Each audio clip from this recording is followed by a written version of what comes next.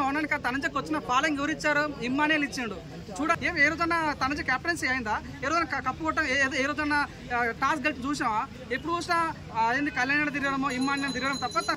So ఆ శ్రీజ వచ్చిన తర్వాత పాయింట్ చెప్పింది భయ్య, నిజంగా ఫ్యూజ్ లేరిపోయినా. అయితే శ్రీజ వచ్చి కళ్యాణ్తో రమ్య మోక్ష నీకు ఆడవాళ్ళ మీకు పిచ్చి ఉంది, ఆడవాళ్ళంటే నీకు పిచ్చి ఉంది అన్న మాట అనుకుని ఎందుకు అంటే డిపెండ్ చేసుకోకపోయాం అనే క్వశ్చన్ చాలా బాగా నచ్చింది. ఎందుకంటే ఇప్పుడు కళ్యాణ్ ఫేక తనుజ ఫేక అనేది ఎవరికి అర్థం కావట్లేదు.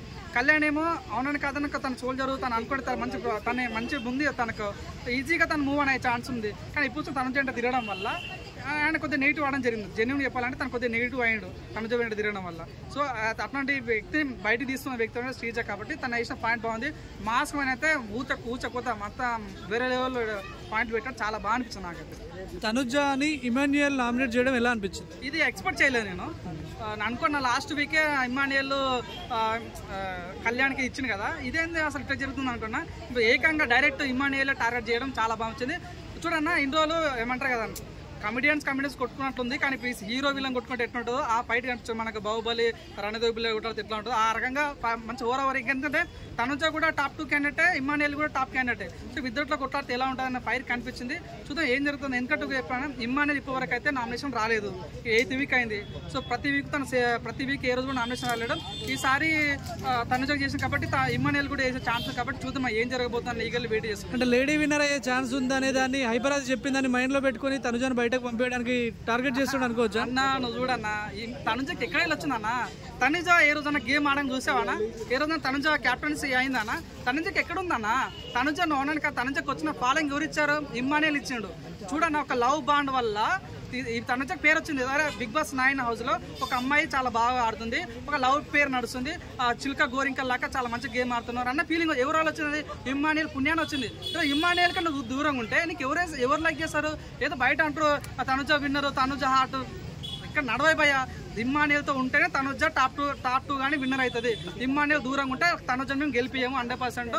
ఒక తనుజ విన్నర్ అయినా బాయ్కట్ ఇస్తున్నాం. తనుజ దూరంగా ఉంటుందా? ఇమాన్యుయల్ దూరం పెడుతుంటాడు నామినేషన్ చేసి. తనుజనే కావాలని భరణి గారు ఎలిమినేట్ అయిన తర్వాత తన గేమ్ చేంజ్ మార్చుకుంది. ఎందుకంటే భరణి గారికి ఇమ్మానియల్ సపోర్ట్ చేయలేదు. సో అందుకోసం కసి కట్టి పగబట్టి ఇమ్మానియల్ దూరంగా ఉంటుంది. సో తను ఇప్పుడు కళ్యాణ్తో ఉంటుంది కాబట్టి కళ్యాణ్ అంటున్నాడు మాకు నచ్చట్లేదు. ఎందుకంటే మేము ఇమ్మానియల్ని తనుజను ఊహించుకున్నాము.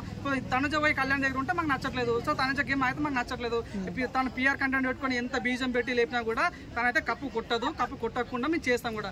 ఒక్కటి అయితే మన తెలుగు కూడా అవ్వాలి, మన ఇమ్మానియల్. ఎందుకంటే అవునని కాదన్న, కమెడియన్స్ కప్పు కొట్టడం డైలాగ్ ఉందన్న. ఇప్పుడు బిగ్ బాస్ 8 చూసుకున్నా ఏ రోజు కూడా కమెడియన్స్ కప్పు కొట్టలేదు. ఇస్తారు కమెడియన్స్ కప్పు కొట్టే ఛాన్స్ ఉంది. ఒకటి ఇమ్మానియల్ అని ఛాన్స్ ఉంది, సుమన్ శెట్టి అనే ఛాన్స్ ఉంది.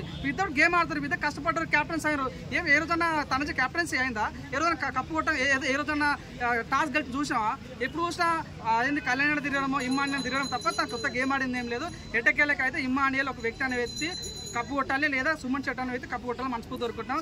దయచేసి సుమన్ శెట్టికి సుమన్ శెట్టి ఊరా మాస్ నిజంగా చెప్తాను కదా. మొన్న సుమన్ శెట్టి నామినేట్ చేశాడు కదా, సుమన్ శెట్టి సంజన నామినేట్ చేశాడు ఈ రోజు. దాని గురించి ఏం చెప్తారు? ఆ పాయింట్స్ ఎలా అనిపించింది? కరెక్ట్. ఎందుకు చేసినంటే సుమన్ శెట్టి మాట్లాడు, తను క్యాప్టెన్స్ అయ్యాడు. క్యాప్టెన్స్ సూపర్ అన్న, నువ్వు నాకు లీడర్, నువ్వు నా లీడర్ అన్న, నీకు రెస్పెక్ట్ ఇవ్వాలి. నేను రెస్పెక్ట్ ఇవ్వకుండా నువ్వు తొక్క లీడర్, నీకు చేత ఎంత లీడర్ అంటే నీకు మండుతుంది. సుమన్ శెట్టి కూడా క్యాప్టెన్స్ అయ్యాడు.